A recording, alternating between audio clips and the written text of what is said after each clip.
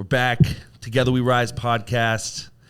Today's a special day. We got a brother of the Rise Group family, someone I've known for a long time. I think dating back to, 2009 was when we really started, getting into riffraff out in the East Bay. But he's an East Bay legend, entrepreneur, business owner, just an all-around staple in our community. Sheldon Torson, Sheldon Sharp, the man, the myth. Thanks for having me. Yes, sir. Sharp Barbershops. Let's go. Yeah. So, a little background on Sheldon. He owns one of the dopest barbershops in the area, Sharp Barbershop. Not one location, two locations. In how many years did you do that?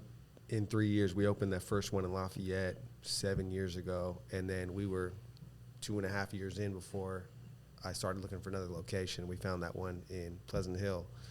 Shout out to my lady Lex. She works directly next door to the Pleasant Hill location. Right. She called me one day and said, hey, the neighbors are moving out. And it had been a legendary salon for years, Chantel's. And the lady ran such a good salon there that she was there most of her career and then sold that business. It's really hard to sell a barbershop or salon because you can't sell the customers, right? But she pulled it off and then retired in Paris, So, I knew the whole backstory on the location. Wow. And it had just been an office in the meantime. Mm-hmm. So we get in there and, all the electrical's set up correctly. The water's where it needs to be. So it was a really easy build out. We've been running that shop for 3 years now. I've got a solid team of barbers in there. I mean, they hang out with each other every weekend, which is just a blessing. They love each other that much, So it's all about the team, as you guys know. Right. You guys have good chemistry. Yeah. So, first barbershop we opened 2016.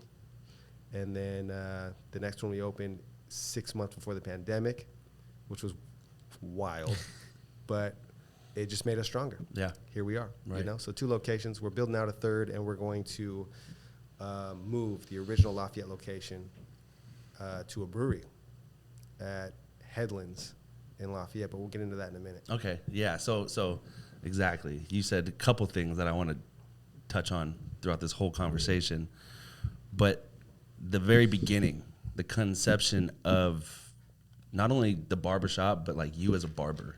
Okay. How did that come about? When did this love, passion, and everything that you now have, you're there's levels. He's ascending, dude. There's levels to everything you do, and you are Hall of Fame already. Oh, come on. Thank you. That's very so kind. that is in my lifetime with this guy. He's a trendsetter. He's a leader. One of the main I think words I would like to use for you is a leader. All of our friends gravitated towards him. Everybody, me, I'm an alpha type person, but I knew anytime I need to have kind of serious conversation or just somebody to pick their brain on life, I could go to Sheldon because I respected his opinion. So I want people to understand or just kind of learn from you, where did that start? How did you come up? What got you to where you are? From the beginning. From the beginning, my grandfather and my father were both, businessmen, owner-operators, but my dad was a one-man show. So he's just, he's got his backhoe. He's a backhoe operator, heavy equipment. And so he's got his own 10-wheel truck and a backhoe, and he's up at 4:30 every morning before the sun comes up. And he's driving that truck to go dig foundation somewhere. He dug the foundation for the Walnut Creek parking lot. I mean, I could go around the neighborhood and there's just point out locations. Yeah, right. He dug that foundation, and so, epic. And then my grandfather, he did decks, pool decks, right, all around the East Bay. So, I can't even give you a year, but you guys all have been to a pool that maybe your grandfather or your parents owned, and it's a really older style where they have the rocks that show through the concrete. Pan and pebble? Exactly. Yeah, so. See, this is the thing. This is why that we get along so well, because our dads and grandpas did the exact same thing. They're in the same, the same industry. My dad your grandpa probably did the first pools that my dad went and okay, this is over time, earthquakes probably shift the ground. My dad probably had to go do a new one for that person. I wouldn't doubt it. My dad guaranteed knows who your grandpa is. Without a doubt. Guaranteed. Yeah. You talking about that hurt your feet? Yeah. Yeah, exactly. Pammy Yeah, Pebble. they look great. Hell of Yeah, it. they look different, like amazing. blue and red rock. Yeah. James when has the kid sensitive feet. falls, It's nuts. just in to case James nobody Beard. knows. The stub toes and scrape knees on those things man. aren't forgiving. That's right. But That's keep going. right. Keep going. Yeah. So I never watched them answer to anybody. You know, I always watched them be leaders. So it was really cool to come up around two real strong men that never, you know, they never were the type that would like overly display their dominance or anything like that. They just did. Like they didn't ask, listen, I think this is a good idea. I'm going to run with it. And so they were both just kind of fearless that way. So that part of it came natural. I've always been that guy, but it was misdirected for many, many, many years, right? As we all are. Huh? Yeah. So if I was to fast forward some years after high school and how I'm introduced to barbering, shout out to Jeremy at Main Event in Concord. That's the first shop I ever saw run professionally. I went to many barbershops as a kid. And of course, it was like the OG shops, right? Ray's Hideaway was my first real barber. But walking into Jeremy's shop, seeing him turn barbering into a business, he was doing 3 to 4 haircuts an hour, right? And I sat back and I waited 2 hours for a haircut from another guy that was in there that I went to high school with. And so he was watching him do it. I was like, well, I know this dude, so if he's doing it, I can do it. Right. And then Jeremy's his mentor, you know? So sat back for 2 hours and watched these dudes stuff 20s in their pockets. And I was like, man, they're just motivating. kicking it with their friends, Right. stuffing cash in their pocket. What's the What big am I deal? doing? You Right, know? yeah. How old were you at this time? I was 22 Okay. at that time. And then so 2 weeks later, I set an appointment this time. I came back. I asked Jeremy, I was like, man, how do you get into this? He goes, I actually know the lady that runs the barber college in Oakland. And it's the best barber college. You don't want to go Muller's? anywhere else. Muller. Mm-hmm. Yep. Right there on West Mac and Telegraph. Mrs. Curry was the name of the lady who ran that barber college. And now it's Frank Quattro. But shout out to Muller's, man. That was an experience. So, yeah, I sat back. I watched him do 4 haircuts an hour. And I was like, man, he just made $80 in that hour when my dad, who moves dirt for a living, you know, his like back, yeah. right, like wasn't even touching those numbers, you know? Right. And so, wow. Anyway, so yeah, sitting back watching him stuff that money, I was like, hey, how do you get into this? So it's so serendipitous where he grew up in New Orleans in the same city as the lady who owned the barber college. And the way that it all panned out, there was a 6-month wait list. And I was not a patient kid, you know? And so he was like, He's like, I need these 20s in my pocket. so had I had to wait 6 months, I probably would have fell off the whole thing, Right, you know? right. But he called her, and he had me start 2 weeks later. Wow. Yeah, so. Man, Who you thanks. know? That's right. Exactly. Who It's you not know. about what you know. It's about Right. who you know. Wow. She was like, this kid, you know, he told her, this kid, you know, he's got promise, and he's really, really interested, and he's ready to go. So I went, and, you know, it's only supposed to take 9 months. It took me 11. I got it done. But 3 months into barber college, I fell in love with the fact that people come in, they ask you for a haircut. You have to envision that haircut. You've never seen this person. You don't know exactly what they want, you know? After the haircut, you hand them a mirror, that uncontrollable smile that they have, It's art. you made their, not just their day, like their next 2 weeks, they Yeah. get to wear that style, right? So when you can pull that off 8 to 16 times a day, it's such a rewarding job. So that's when I really fell in love with it. Right. Because I was like, okay, I get to really change the way people feel about the way they walk around, you know? It's a powerful thing. That's instant gratification, too. It's not like Instant. maybe a trainer, not to hate on a trainer, but you got to wait 30, 60, 90 days Exactly. to get that feeling. The coming in how you feel the moment 20, you walk 30 out of a minutes later, barbershop. like, you are. It feels like I've been You're like training. It feels like I've been training. You're for 6 6 inches taller. months. You're like, damn, I'm skinny now. What's you know what I'm saying? Like, Right, It right. is. It's like a infectious feeling. Like you walk out there just like I'm the guy. Right. Every time. So Yeah, I didn't have a lot going for me at that time. My dad named his company T. Torson and Sons Baco Service. I wanted no part of it. Man. He wanted it. He was ready. Yeah. He set it up. He was trying to set it up, you know? Yeah. Right. And I was just like, I'm sorry, Pops, I can't do it. Yeah. You know, like that's hard work. And I'm not even built for it, man. I came out of high school, I weighed 108. You know, I'm not moving dirt. I'm Soaking wet. Exactly. Yeah. Exactly. Man, that's huge. I mean, and it shows. You know, it shows through to the person you are. You know, so like, Thank you. Definitely something I always wanted to hit on. I was like thinking about it last night. I'm like, Sheldon was the guy that like I always felt like I could go to with real life situations and like experience, and just he'll have a deeper conversation because you have friends and people that are just like fuck around, like, you know. Sheldon was like, hey, don't get me wrong, we have those times, you know, Sure, yeah. but like something's going on. I'm like, yo, like, Especially how at do the you age feel of about this? 22, like getting started into that. Right. Like, kind of being, I guess, ahead of the curve in a way, in terms of like our sphere of Right, influence. Like, 100%. I haven't known you like super closely, but I've known of you for some time now, just from being in the 925 and like Right. knowing kind of what you did. So just being ahead of that curve where other people were not even thinking about those type of things yet. Like, 21, 22, you're like, let's party, you know? Right. Like, Well, I can tell you, really, it came out of necessity. I can't take all the credit for just being like a young kid, super driven. I was living in an apartment with my mom. My mom lost her job. My stepdad was covering, but then not real happy about it, you know? So he was like, get a job or get out of the house. And I wasn't prepared, you know? So I was looking for something. Barbering fell in my lap. I didn't really fall in love with it until 3 months into barber college. But I was like, hey, I know it makes quick cash, Right. you know? Right. So it definitely came out of necessity. And then, you know, you take that leap, you jump out of the house. Sure. And it's on, right? Yeah. So then I didn't like living in apartments. You know what I mean? Right. I always wanted to live in a nice house. So Yeah. you guys know, half you guys have been to the houses that we've rented. We put Yeah. a bunch of friends together. Yep.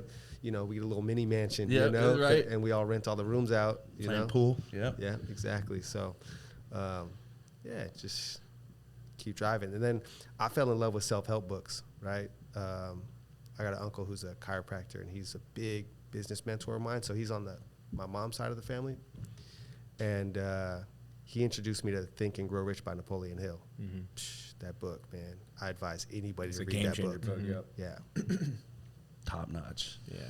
So something else like that from the beginning that I know you remember, Walnut Creek clip joint. Clip joint, yeah. Clip joint. Shout out to Freddie, man. Freddie. He gave me a big start in what I would call luxury barbering downtown Walnut Creek. You know, this is not a hood shop. No, it's right there, right across from. It's right next to like Modern China, across from Stadium Pub. And I just remember being in the chair. You know, I was like back and forth from LA. I would Right. always come to Sheldon. Like I have this weird thing where it's like my high school barber only let him cut my hair, and then Sheldon like took that over. I'd only let Sheldon cut my hair. I would never let anybody else cut my hair. And then, you know, now I have a buddy who also does it as well, but I'll only go to those people when I need a haircut. Right, And I would come back, like literally from LA, I would either cut my own hair or I would make sure, like, if I needed a good haircut, like I'm coming to Sheldon. Yeah.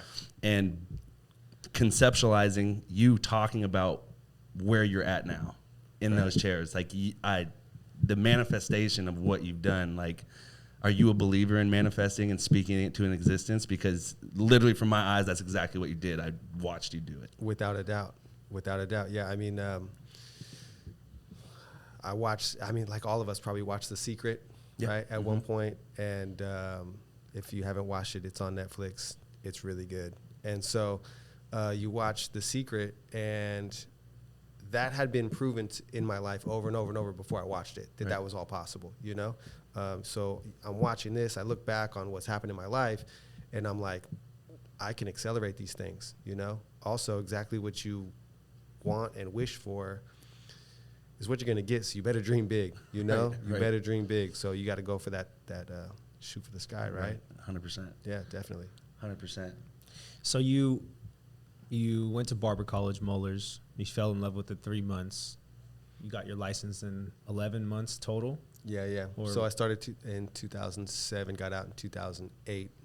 So what was your first move from then? I went to Martinez Barbershop on Ferry Street in Martinez. Shout out to Vince, man.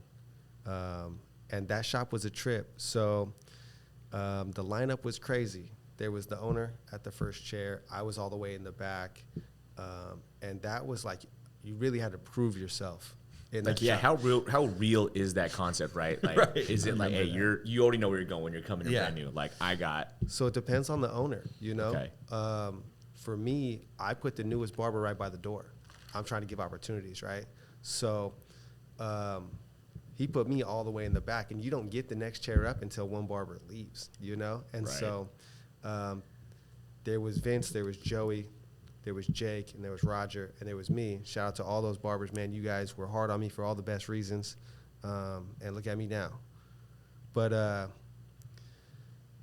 one of the barbers took me under his wing, and he was super, super busy. He taught me how he cut, right? And then he was throwing me his clients that he couldn't take, you know? And so that helped out a lot. We charging 20. Those were $15 haircut days. Good old days. $15 haircuts in Martinez in 2008. Yeah. Yeah. Those were different times. But Yeah. those were cool times. And then from there, Abdullah Hassani popped into my chair one day and said, we're building another shop. And he wanted me to jump. And I said, man, these guys have been really good to me. So I appreciate the opportunity. I hope that, I hope one day that opportunity may work out, but I'm going to stay loyal. And then there were some issues. I'm not going to throw anybody under the bus, but I did end up moving on to that shop later on. And man, shout out to Abdullah for believing in me. You know what I mean? Shout out to Abdullah. He'll be on next month. Oh, cool. Yeah, we already booked it with him. So. Actually, this month. Well, This yeah. month. Is It's it? October. In two. Oh, wow, two, it is. two episodes. That's he'll awesome. Be, yeah. Preview. So Preview. that's dope. Crazy. Yeah, small world. Small world. Small world. But yeah, that's our circle. We all, no matter where we go, we talked about this and other things. Like, you go, succeed. This guy goes and does something, succeeds. But anytime we come back together, it's just like love. It's love. It's like you never, it's like we just went downtown Wanna Creek. Right. Like Right. back in the day. So, I mean, to see the growth, to see that conceptualization of, Sharp Barbershop, to see it now 2 locations, Lafayette, Pleasant Hill, Sharp Barbershop, look it up, go get a haircut. And then now the third, that's going to be, so you're going to keep all 3? No, so we found out last year that they're going to tear the building down for where our original shop's at. Mm-hmm. They're going to tear that shop down on Oak Hill Road, which is directly across the street from Millie's Kitchen. Mm-hmm. And they're going to build condos. So we found that out. We instantly start looking for another location. I've got 5 barbers in there. They all depend on me to make sure that I've got a spot for them to show up every day to cut hair, right? So they can feed their families. So I start looking around, and I'm good friends with this guy, Dave, down at Bonehead Barbecue. And he's offered many times when a salon would move out of one of his spaces, hey, come take a look. They're already built out. I just change the paint and change the chairs, And what city is this in? This is Lafayette. Lafayette as well? Yeah, Okay. yeah. So I kept telling him, that this parking's not that good, and you don't have an anchor tenant, so there's really no reason. Like, my current shop is right off the freeway. And anybody looking to build a barbershop, I'm going to give you some game right now. So this is the recipe. It starts with low overhead, right? You don't need a very fancy place. You don't have to be downtown on Main Street. So this is my recipe. It's right off the freeway, plenty of free parking, and cheap rent. And then from there, all you have to do is build a team of artists that love what they do, So that's been my recipe all the way through. And you guys wouldn't have me here if it wasn't working. Right. Exactly. Exactly. So as you were basically renting a chair, when did you start to make that jump? What was it where you were like, I want to be an owner as well? I knew 3 months into barber college. Okay. Once I fell in love with it, because I would get extra credit by going to different shops and hanging out in these shops. Okay. And then just the way that people would either look up or look down on an owner, he's either a slumlord who's just taking everything he can from his barbers, or he's raising everyone up around him, right? And so I was able to see that from a very early time of my career, plus my dad owning his own business. I just don't compromise well, and I know that about myself. And it can be a good thing and it can be a bad thing, But in business, it's been good so far, because I just don't settle for the norm. If you want things that other people don't have, you got to be willing to do things that other people won't do, you know? Right. So that's what I'm doing in the barber game. So you bounced around a couple shops, progressed in your career. Were you like already saving for your potential move to start your own thing, or how did that work? Yeah. So I spoke on Urban Cuts, and then from Urban Cuts, I went to Freddie's shop on Main Street, Clip Joint, and then I was there for 4 years. And then the whole time I had talked about getting my own shop from day one. That's actually the reason I got let go from Urban Cuts. They were like, there's a time and a place to talk about this in my shop. This ain't it, bro. This ain't it, right? Right. And so, you know. You're like, I don't compromise well, so I don't care. I'm Right. going to talk about it. Right. There was a time, actually, I'll speak on. So I think the knife, they probably felt like the knife in their side was I wasn't being a very good team player, but I was in there, and they had the craziest bench. I mean, you remember the bench at Urban Cuts, right? It was like a 2-hour wait sometimes. And I'm over here like, there's got to be a better way, you know? So I ask all the barbers, like, hey, man, I'm going to get some decals, and I'm going to put my Facebook and my phone number and like my Twitter, you know, on the mirror. And so it's all right there so people can take a picture of it and get a hold of me, you know, so they can set appointments. And some of these barbers, they just, you know, were taking walk-ins only. So one Friday, I was feeling myself a little too much, I guess. And there's a bench, there's like almost a 3-hour wait. And I go, hey, let me get everyone's attention. I go, I've got my mirror, I've got my phone number right here on the mirror. If anybody's tired of waiting more than 15 minutes when they come in here, Shit. hit my line. That's the best business plan. I like that. Right? And bro, you should have seen the phones come out. You know? It was over. Yeah, but then these barbers, they probably had a meeting without me the next day. Yeah. You know what I mean? Like, hey, Sheldon's, you know, poaching my clients and whatnot. But I mean, I had been preaching that there had to be a better way for a minute. So I can't let anybody hold me back. I'm going to keep doing what I have to do to get to where I'm going, you know? So you can only buy so many clothes in the front of the shop, you know? Of that shop. You can only buy so many, right? Shout out to Ricky and Isaiah, man. They had those kicks on point. On lock right in the front. So, man, that's genius. I mean, why would you not do that? Right. Well, I came in a week later and they had heat gunned it off, you know? Oh wow. So they took it off for you. Yeah, they took it off for me, you know? But I get it. Like, I even offered to pay for it for the whole team, but it's not my vision. It wasn't my shop. And like I said, I'm not good at compromising, right? So the day that happened, I was like, no one will ever disrespect me like this again. Right. You know, I have to have my own shop. Right. You know? And yeah, so I started saving that, like right there, you know? I was like, okay, I got to put some money together because it's not going to be cheap. But I remember them telling me how much they built that shop for, and I was like, oh, I could put that together pretty quick. Oh, wow. You know? Yeah. And then we did, man. So then I left Clip Joint, and I went and cut hair out of my basement for 9 months. I did 16 haircuts a day in my basement, 5 days a week, for 9 months.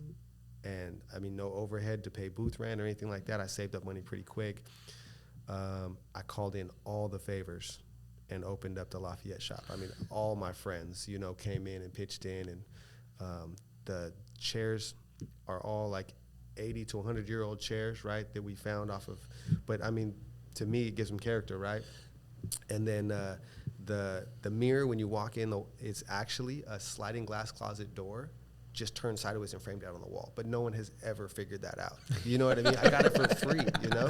The benches are church pews that came out of the Richmond Hilltop church.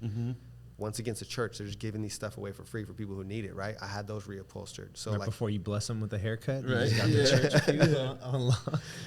Right. So, dude, I'm telling you, like, most of the stuff in there is recycled goods, but, you know, we just put some style on it, slap some paint on it. Even your vibe, right? Like, the overall aesthetic of everything you do, it's, like, old-fashioned. Like, you're the first person that got me to do a comb-over, right? Like, right. Like, this Peaky Blinders, like, vibe is what Sharp Barbershop, am I correct, right? Kind of gives off, right?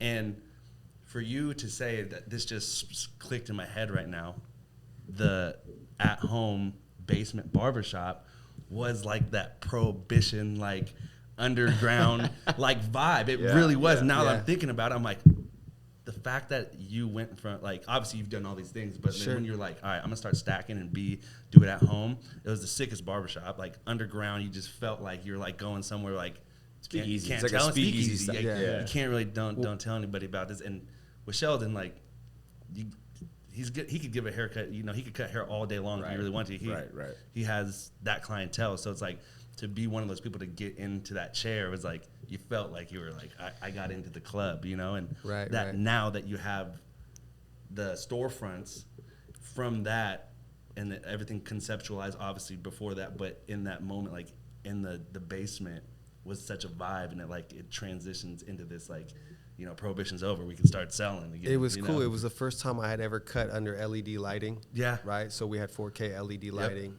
and I got to actually test everything I planned on doing in my shop, but just on a much smaller scale, you know, in the garage, and then we just scaled it up, you know. And every time I find a barber, even if they're not a barber, like for example, Josh Bulla, really good friend of mine, super loyal, just everything you would want in a friend, but definitely, you know, in your barber. Like if he was your barber, you just know that he's going to do exactly what he says he's going to do. And there's a lot of unprofessionalism in barbering, right? So I find guys like that, and I harp on them until they become a barber. Like if you don't love your job, I never met a barber that doesn't like their job, you know? Never once ever happened. So I've been pushing him for years. And I felt that pressure. Started. Yeah. I felt that pressure from Sheldon. I was going to call you your last name, like for a football team. Well, you could still do music. You could still do all the creative things you like to do. There's every time I sat in that chair, he's like, when are you going to get your license? Take your ass to barber college. Take your ass to barber college. Like, when are you going to do it? He's like, dude, I got a chair for you. I'm opening my own shop. I got a chair for you. And realistically, it's kind of what I'll give you your flowers right now. It got me through like a lot of my life, because I knew, like, if I fail at this, I have this. Like, I cut hair all through high school. Sheldon, I would go in there, he's like, hey, we're about to go out. Like, can you just line me up real quick? Like, he's trusting me to do his hair. The guy that I'm like, did the best barber out, you know, is letting me do his hair. Like, oh, like, I could do this, you know?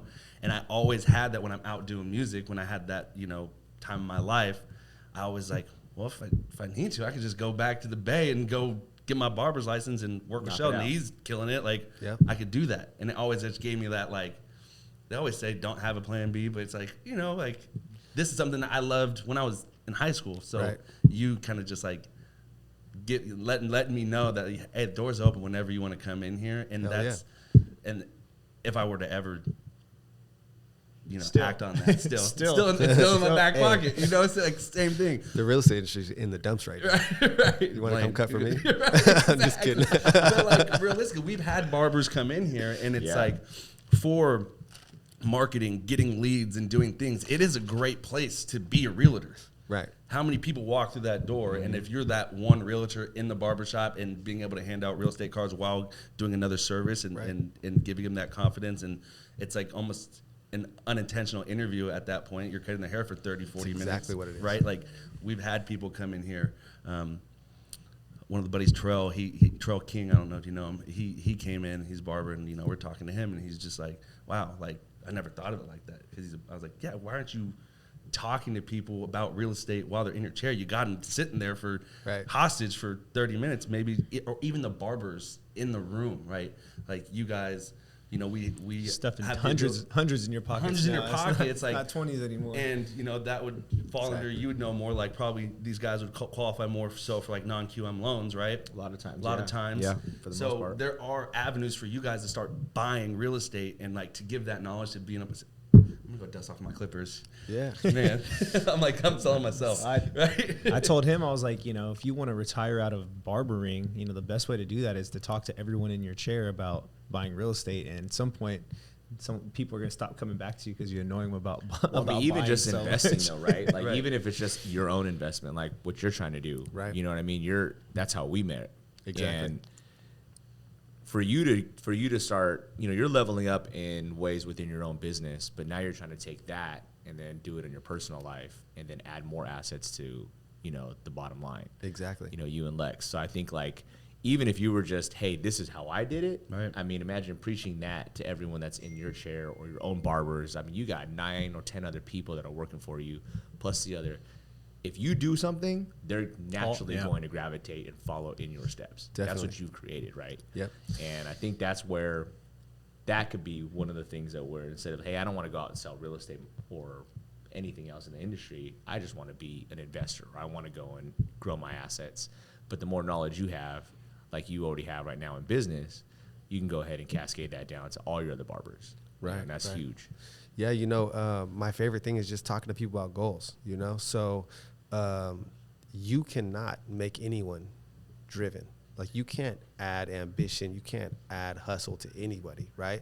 But if you find out what their goals are, or even help them find goals, then now you've got that foundation of like, okay, remember you said you want this, I can help you get it, but we have to do A, B, and C, Is it worth it? Is it worth it to do A, B, and C to get there? It's going to be, everything's a long game. So you put the hustle in, you can get it, right? So with the properties, like you said, it'd be so easy to be like, how many properties do you want to own when you grow up? Right. Yeah, You're just, it's mind blowing to me.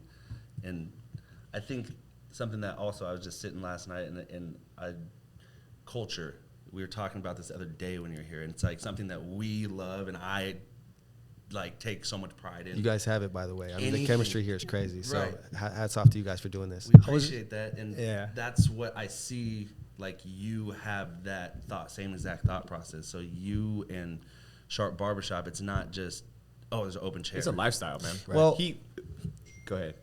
Something I was going to ask you, being an entrepreneur, it seems like culture for you is really important. It's number one. For the face value of culture, it's like, okay, how do we have a good time, right? But there's also a lot more into culture. There's how do you recruit, right? How do you gain talent? Also, how do you retain that talent? What's the environment that you create, and how do you keep, like you talked about setting goals. Like, what would you say like your formula is for building a good culture with all those things in mind? I didn't really have a formula when it all started, but I found something I really liked and I protected it, right? So EJ is my right-hand man. Without EJ, I wouldn't have shop number 2. Anybody I can't cut or maybe fell off of my clientele list because maybe they didn't want to wait a month for a haircut before I raised my prices, right? They would jump into EJ's chair because they knew that I trained him and he cuts very similar to the way that I cut, right? He's got his own style, obviously, but me and EJ always talk about protect the culture, and so he runs my Lafayette shop. And when something happens that's unacceptable, most people will sit back and be like, what's wrong with that guy who did the thing that's unacceptable, right? And EJ will just kindly say, hey, we don't do that here, And it's that simple. And they go home with that and they sleep on it. And then they come back the next day and nobody likes that uncomfortable feeling. So they just don't do it again, But you don't have to get emotional about it. You just protect the culture, And so we've always talked about protecting the culture. Let me give you an example. We got this barber named Steph. And this guy comes in. He's 10 minutes late, and Steph doesn't like running late on her clients, and she puts the full 30 minutes into every single haircut, but doesn't want to run late. This dude shows up 10 minutes late. She goes, what kind of haircut are you getting today? Okay, I can get that done. In 20, she starts the haircut, and she's like, hey, next time you come, if you're this late, I can't take you. And he starts giving her flack back, and then she goes, no, I'm serious. I just want to make the point. And he wasn't taking it, right? And he goes, Sheldon, can you handle that? And I go, no, she's got a point.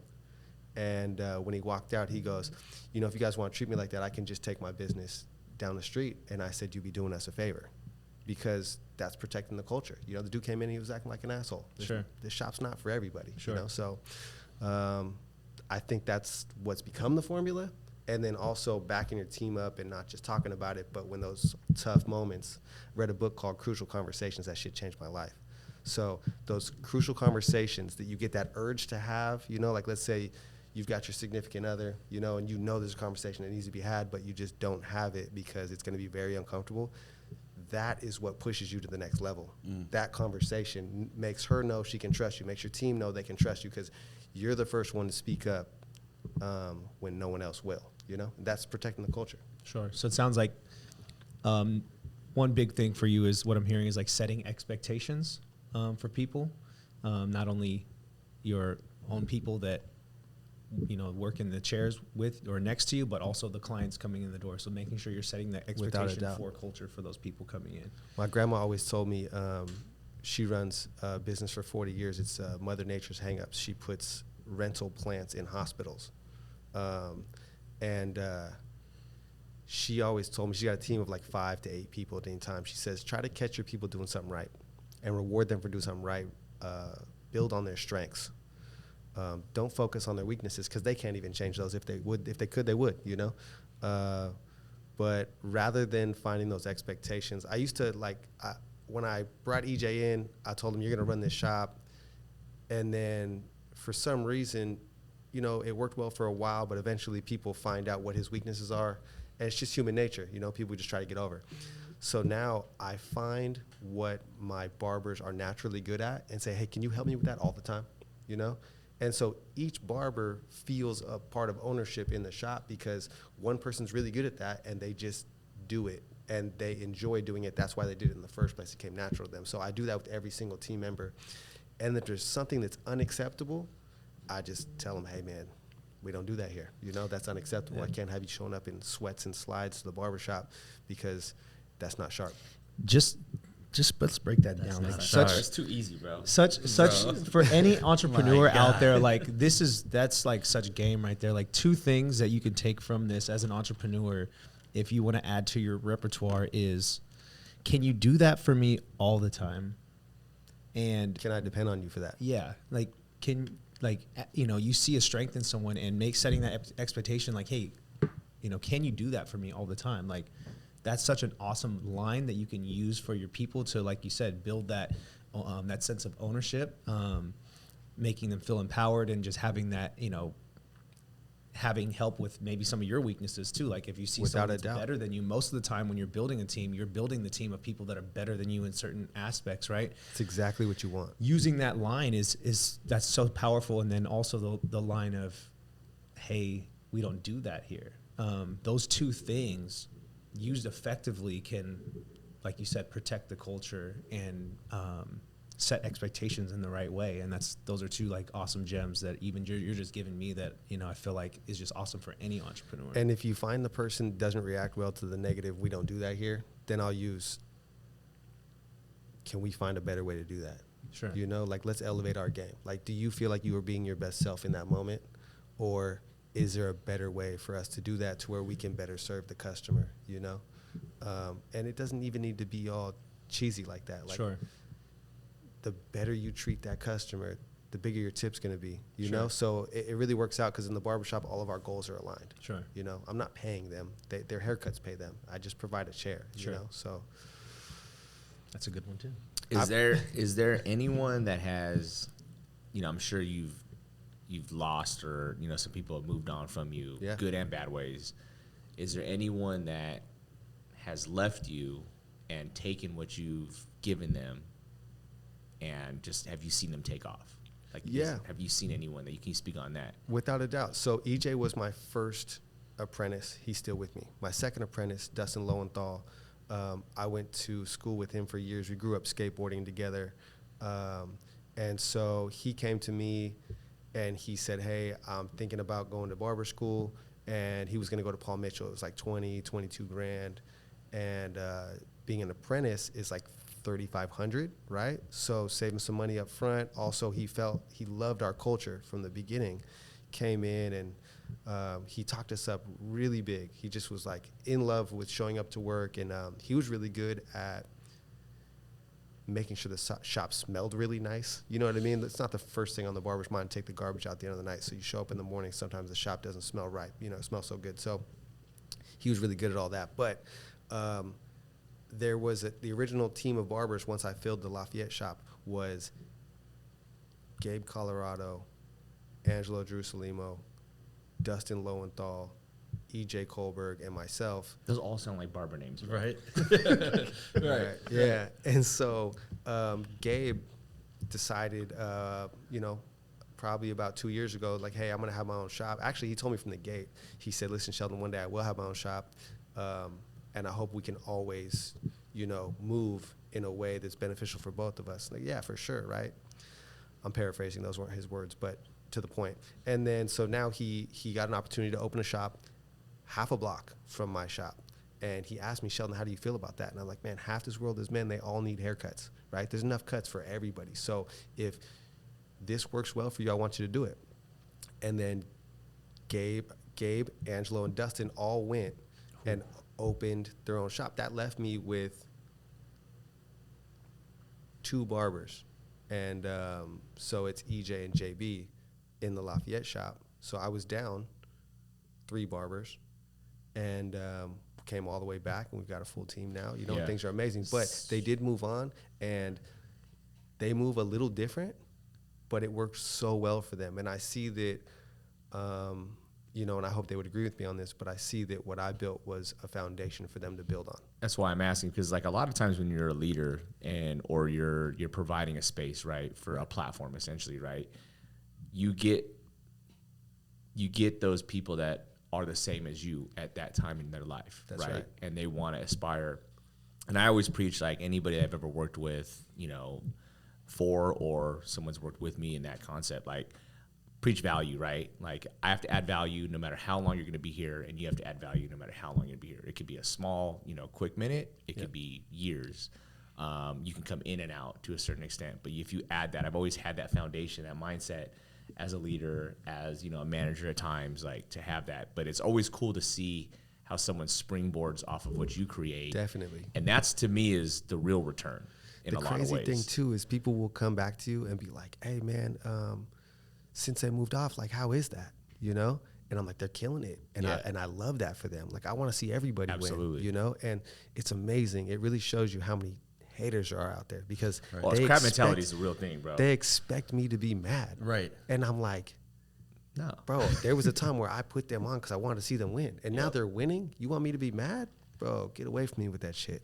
And we talk about that all the time, especially me and CeeLo. It's like, as a leader, you know, you have people in the chair that you see promise in, and you're like, you know, you're scouting talent basically, and it has nothing to do with cutting hair, right? It's all about personality and just the way that you are, which makes you also a good barber, right? Obviously, there's a lot of skill behind it, but being a person, you know, that, and you can see someone, hey, they would make a really good barber. You're looking for people that you see a lot of promise in, and you're developing them into essentially, you know, what you would like to see in a barber, or like a very professional barber, or someone that's killing game. It's very common for entrepreneurs to go through that cycle, right? Where you're developing talent, and then you're seeing them, you know, branch off or do their own thing, or become maybe even better than you, or become just as good as you, or do their own, you know, go and do something great. And so it's like, you have to kind of expect that. And I love that you're the type of person that doesn't try to just build someone up to a just good enough to keep them, but you're like building them up enough until they can go and do their own thing, and then you feel good about that, and you're just doing it to the next person.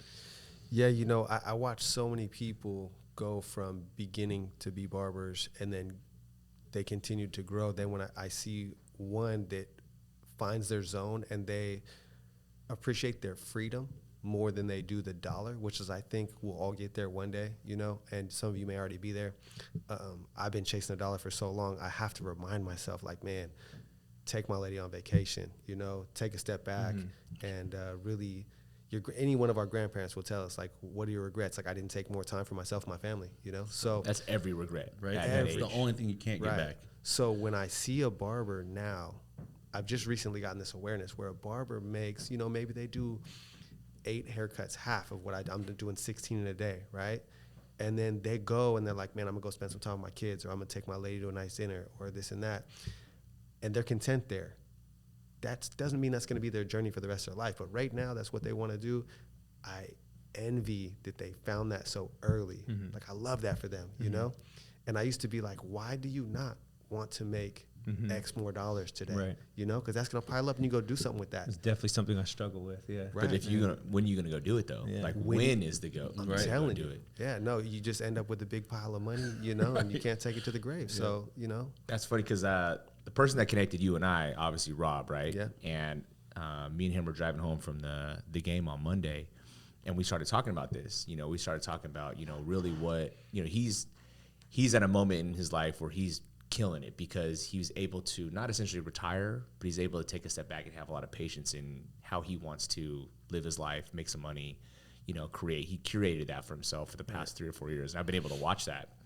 But what's cool is we're all saying the same thing. For him, we were just got on the topic of like having options, right? Like the more money you make, the more options you have. Right. And sometimes those options are going on vacation, taking your spouse out or your person out, you know, hanging with the boys or whatever, but having the free time, but not being pinned to, you know, having to make money. But sometimes those options also are what you don't think you want at the time. And what I mean by that is you really crave something. You don't crave something until you have that craving. And when you're sitting there at a desk or you're working and you're cutting hair, you don't realize like, damn, someone else said it. Now that sounds good. Yeah. You know, someone else is doing that and that looks good. How do I get there? How do I at least have the option? You know, some people an option is a private jet. Some people options want to go on vacation 2 or 3 times a year. I want to buy a bag or whatever it is. But really, you don't get to have that option until you get to that point. But sometimes an option can just be on one time. Right. Sometimes the option would be like, hey, I want to go break for lunch whenever I want or have dinner whenever I want. It's just like, how do we create those options for ourselves? And he was like, man, that's exactly where I want to be, because it doesn't have to be this absurd amount of money, because everyone thinks the absurd amount of money is going to get you what you want. It's really not even that. It always resorts back to time. Right. And as an entrepreneur, you have to grind so hard in the very beginning all the time. You miss out on family shit. You miss out on your friend shit. But in reality, you're hoping to get to that one point to have the option. Right. When sometimes those options are during the process. And the Right. crazy and thing the is, finish line keeps moving back. Exactly. Yeah. Your goalpost constantly moves as an entrepreneur. without a doubt. And so the balance between how much money you make and how much free time you have is a major key, I think, because you're like, okay, I make this amount of money. If I never went back to work again, the gap between the time that you stop working and you're broke, that's your wealth, right? Yeah. Yeah. So It's your burn rate. what you really need to figure out is cash flow, right? Once you have that cash flow, Robert Kiyosaki is kind of the first person to put me onto that concept, right? Where Rob is taking some time off. So 2 years into me opening the Lafayette location, I took what I call a mini retirement. I worked 2 days a week because it was a successful concept. So I was like, okay, let me see the fruits of my labor. And me and my lady, we traveled a lot. You know, we went and did a lot of things and really grew our relationship, you know. So those mini retirements like Rob's doing is absolutely amazing. Oh, it's amazing. And I've taken like He's the king of that. yeah. like 3 in my life No, so that's far. great though, because And- you're not gonna be 70 years old where you can't go do the things you want to Yeah. do now. You're Yeah. actually I did, you know, yeah. Right. No, I did, man. I mean, there's a couple trips that I've taken like that have just really shaped my mind of what I would want out of my life, and it's an option style mentality. I heard that, you know, on Instagram or TikTok somewhere, someone's saying it, but it really stuck with me because a lot of at least a lot of people in my network right now, because they've hit some wealth or, you know, mini spurts, they're just taking it. They're taking the time, and I love seeing that. And it's crazy. Inflation's so fucking high, and we're talking about it. But like, how many people were in Europe the last like probably 4 months in your network and Everyone? my network? Right. Everyone. bro. Everybody. One of my barbers just got back from Like, 4 of my softball team You just can got look up. back. Yeah, it's crazy. Yeah. So people are just. I hope to see it. You know, you hate to see it from an economic standpoint, but hey, man, take the time. You know, create the option when for things yourself. are, you know, when things aren't going right, you go left, right? So like right now, money's not moving like it should. But if you've done well in the bull market, then you can step back and enjoy this time. Have some You patience. know, without a doubt. So that's a big point right there. Yeah, I've become like a huge weekend warrior, and that's been like my early success traveling experience. And I hope to get to the point where I'm doing like you said, like little mini retirements where Yeah. you're like traveling for longer periods of time. Like going somewhere for two days is great because you get to experience different places, but it'd be great. It'd be awesome to be able to go to Europe or go to Asia 2 or or 3 wherever weeks, for 2 to 3 weeks. That's awesome. Yeah, I mean, all of us being entrepreneurs and successful, coming from that background that me and you grew up in, right? Yep. That was like my first thing. Like, okay, well, before I thought I could be a barber, it was like, well, You know, I could break concrete and pour concrete with Pops, right? Right. And I see him getting hip replacements and stuff, and you know, it wears on him. And now he's in, you know, the ship hydraulic industry where he's still climbing cranes, and Right. you know, the guy's a workaholic. So like, had that instilled into me, but when the pandemic hit and I was doing the music industry stuff, because I was like, you know, I'm always gonna chase my dreams. I'm a dreamer. I'm gonna go do what I think the unthinkable is. And I went and it was successful in that. But then like the pandemic shut everything down. Coming back, I was like, well, I'm having a baby. What can I do? I'm gonna go back to my roots. Which I could have just gone to barber college now that I think about it. but realistically, I was just like, dude, this is here right now. All right, Dad, who do you know that needs to pour concrete? I'm gonna go help him. So I'm going there, working, doing all that. And that's the I've talked about this many times. And in that moment, that's when I talked to James, and it was just like, okay, I want that time. I am having a kid. I need that time. I don't want to be stuck on top of a crane from 4 a.m. to 6 p.m. and missing all that time with my kid. Right. And lo and behold, I go and I make that investment in myself during the pandemic to go do my real estate license and give myself the opportunity to have that time with my kids, with my lady. And it sits with me when you're saying like those mini weekend weird things. You ask me, hey, what'd you do this weekend? And I was like trying to think. I was like, I hung out with my kids all weekend. Amazing. Like I got to hang out with my kids all weekend long. I get to go show some awesome clients of mine homes after this interview, and then I get to go back home and hang out with my kids and work from home. Like I gave myself the opportunity and bought myself that time by investing in myself and saying, hey, this is how I want to live my life. And putting all those steps into play and accomplishing goals along the way to get us to where we are, to give us that time. Which seems great right now, but it could have been a scary choice for you in the beginning, right? For a lot of people, it is scary. A lot of people are scared to take that leap, right? Mm-hmm. So just kudos for you for even. I mean, you come said a long you're a way, dreamer, man. right? So you don't think that. I and know that's the you thing, don't like, think that way. You're like, it's I'm not jumping. I'm jumping, and I just, you flapped your wings to fly. All right, I'm gonna start. I don't know, like how do I do it? I don't really think about. It could be a blessing and a curse, but it's only been a blessing for me. And the only reason for that is because he knew he could be a barber. At the end of the day, Sheldon. if I would have landed in a barber chair at Sharp Barbershop, and I still would have been fine. Well, the reason that I was trying to poach you from the beginning is the energy that even you're bringing to this interview, right? Yeah. Like you just bring energy everywhere you go, and it's contagious, right? So people want to be around you because you bring positive energy. You know, Appreciate that. I don't know where you do your negative shit, but you don't do it around me. So I appreciate that. Charisma gets you a long, That's so true. long way. I don't do the negative, I especially like in it. public. That's I've right. learned the That's most. I've learned the most in my life from charismatic people. Just seeing, like, naturally seeing how they walk into a room and the things that they say and do is like find the charismatic people in your life, watch what they do, and adopt some of those things, and it'll get you far. Yeah. It's crazy you said that. So me growing up, I had a friend, Mauricio Vasquez, and extremely charismatic, right? And then a couple other friends, Omar Kadir, Louis Telemac. These dudes all are super charismatic people, and I always gravitated towards them because I was a quiet kid, you know? So I would sit back and I would catch a laugh with them and expand on what they said, you know? Mm-hmm. And eventually it rubs off on you, you know? And then Mm-hmm. you become that person that people are drawn to. Right. And so what you said, that's real. That's real game right there. Get some charismatic friends and spend as much time with them as possible, as long as they're not losers. Or whatever you I want mean, to a be. lot. Some of the times they don't have. Maybe they don't have a lot. I mean, they kind of fall in. Like, if you're charismatic, Yeah. you kind of like fall into opportunity in a sense, because you're always just like, people are always drawn to you, and you're just always like, you're typically outside, so people are always like, you know, giving you opportunity, or you just fall into opportunity. But so it's kind of hard to be a charismatic. There's people that loser, make but- entire careers through organizations as being the fun guy. Yeah. Like being the guy that everyone wants to be on. If you're like Right. the office guy that's like, oh man, like, yeah, we'll let that one slide because I need fun that guy. person around. Yeah. Yep. It's very true. Yeah. I mean, Yeah, I was the Blaine quiet shy kid too. I've always considered myself an introvert, but I always wrote my affirmations down, and one of those affirmations was I enjoy being charismatic. Yep. So I always noticed who was charismatic and wanted to learn from them, like whether it's giving. Charismatic people give a lot, right? They give, they buy gifts, they're always complimenting people, they're always smiling. It's just like an energy to them where there's no bad day. Right. for a charismatic person. And there probably is. They just probably don't go outside that day, that one day, out the month or the year. But for the most part, they show up with a smile, right?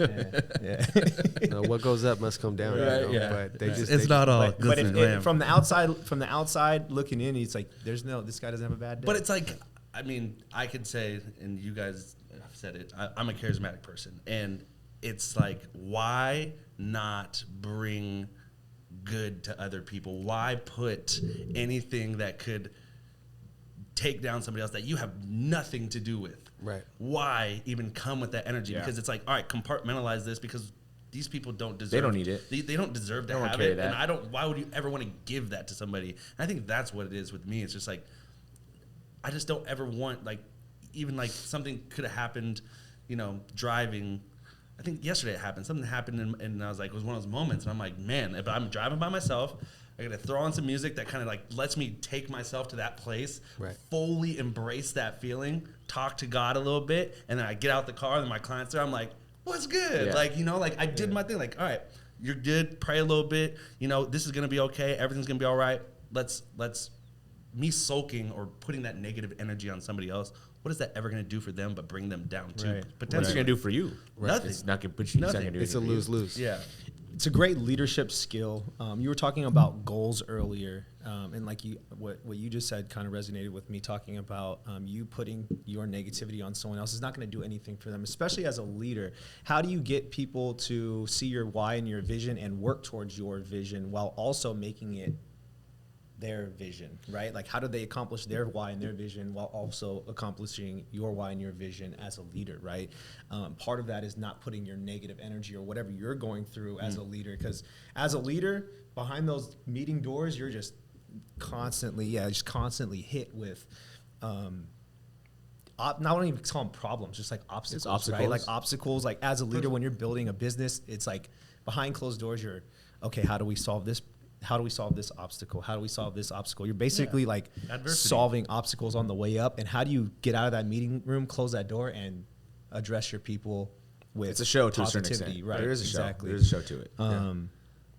For me, it's leading by example. So when you're looked at like a leader, you're always on display. Sure. So, I don't leave the house in sweats, and it starts at something as simple as that. Like, I don't leave the house. My lady's like, can you run to Safeway and grab A, B, and C?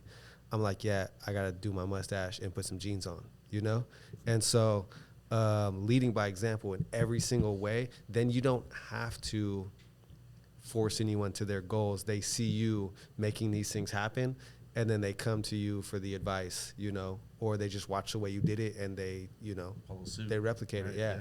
And so there's really no other way. There's that saying, you can lead a horse to water, right? But you can't make them drink. So if you're not leading by example and you're constantly trying to force people into those goals, dude, it's a uphill battle. So you find people that truly want what they say they want, and if not, you leave them where they're at, but everyone has value. So you find their value, and you find if there's a place in your life for their value. And if not, you move on. And it's not an easy thing to do, but as much as you want it for anybody, you can't bring anybody up. You just got to say, hey, if this is what you want, this is what it's going to take, and I can get you there, Yeah. That's exactly, it's the old saying. You got to talk the talk, but you really got to walk the walk. You know what I'm saying? You don't always have to talk the talk. If you walk the walk, people will see and believe, So, like, being that, like you said, like, okay, I'm going to walk the walk to everybody at the barbershop, right? I'm going, I tell you, don't come in slides and sweats. You'll never catch me in slides and sweats. Exactly. So I don't have to tell you. Yeah. You know? And maybe you got to tell them once because they didn't know, but they never see, oh, wow. Now they take notice. He ain't slipping. He's never done that. I should have known that. So, okay, yeah, sorry, Sheldon, my bad. Like, you're right. Like, this is the standard, So it's all about walking the walk, because you can run your mouth all day fucking long, but if you don't back it up with your action, no one's ever going to fucking, run through a wall for you. I struggle with one thing in that realm, which is I'm an ideas guy. Like, I've always got ideas, and I have to get them out, and I talk about them. Tell me about it. And it sounds to a lot of people like I don't execute, like, oh, I got this idea. What do you think? And if I can get the team on board and they're excited about it, let's do it, Yeah. you know? But if I don't get the reaction I was looking for, it's not going to be a game changer. So I just let it fizzle out, you know? So I would say that's the one place I don't lead by example, but it's just in my character. I can't stop spewing ideas. But that's the thing. You got to spew those ideas because you got to keep throwing shit against the wall Right. until one sticks. That's Not right. every idea is the world beater or the end all be all idea. Right. But the more you shoot, the more you make. So it's Right. like, throw them out. Like, that's a part of being a creator. That's why you are a barber. You are a creative. Right, So right. that's your creative mindset, just overflowing with ideas and thinking, and I'm the same exact way. You're the same exact way. You're the same exact way. Like, oh, let's do this. Okay, didn't work. Pivot, next thing, next idea. Let's see if this works. Yep. It's just being a creator. So if people don't get it, it's probably because they don't create as much, you know? Right. And that's fine because I've talked about this all day. Like, I'm not left, I'm not right, I'm right in the middle, and you need these left people to come up with, or the left people to come up with the ideas. That's your right. That's your right hand, by Yeah, the I'm way. sorry. But you need and then you need the right people that are very militant and you know, organized execution Yep. to make that. So a great business has creatives, has, you know, the left and right people, and the people that in the middle that do both are usually really good for like that leadership Yeah, role, right. because you can talk to each people and get everybody on board to make that plan come to fruition, you know. 100%. 100%. Yeah. Yeah, I've got a couple sayings I live by, and one is you end up with what you put up with. So anything that happens around you that you don't want around you, you got to let them know. You know, like I just can't have this around me. You know, damn, I'm blanking right now on what the second one is. That one was hard though. So That one. yeah. No, I mean, And, you resonate a lot of that, right? Like you obviously,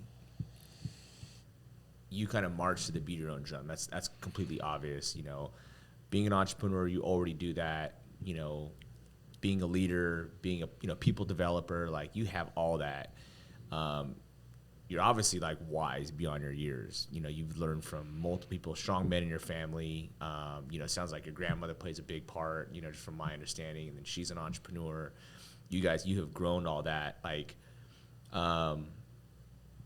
even like what you say, how you were talking to him, to be a barber, you're not just cutting hair. In a lot of ways you are, but Right. you were already basically groomed for this position throughout your entire life, it sounds like, you know, as you're walking through. So just the skill of cutting hair, even if you weren't cutting hair, we were talking about this before we started recording, is like, what would you be doing if you weren't doing what you're doing now? For you, Right. it's a skill set right now is cutting hair, but your also skill set is leadership. Your skill set is business owner, operator, and now just growing multiple locations. Even if you weren't barbering, you'd be doing something in leadership. It's an automatic, you know, it's a given, right? It's, you know, I it's like bringing automatic. people together. You Right. know, you find people and you're like, okay, I know you and I know you, and I always wondered, like, how do I get paid to put those two people together? You know, and there's no really good way to do that. I mean, you can be a consultant, right? Sure. But you don't meet too many young consultants, so you got to figure it out. Building a team that does something spectacular is the best way to get paid, by putting people together. So there it is, you know? Yeah. No.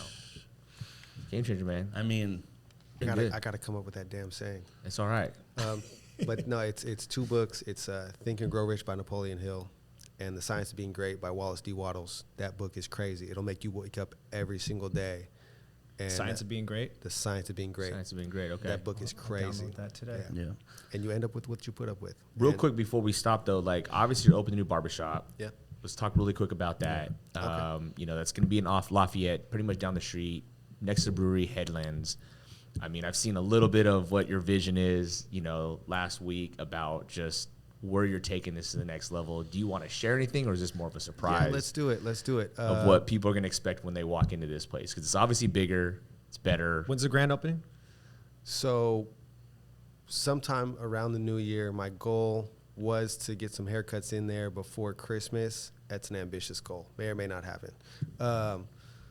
But Headlands Brewery, Mount Diablo, next to Bonehead Barbecue, all this came together during the pandemic. It became a really cool space to be in Lafayette. So if you haven't visited yet, please stop by. It's got an amazing outdoor beer garden. We still got some nice days left in the summer. Come experience what they built down there, because it feels like a second downtown. Downtown Lafayette's really small, right? So you're starting to see these little pockets pop up, and I like it so much. I signed a 5-year lease with 2 5-year options. So our goal is to be there for 15 years. Shout out to David We Bonehead got the Barbecue. Supermax deal. Yeah, that's right. I mean, I'm all in. So Love that.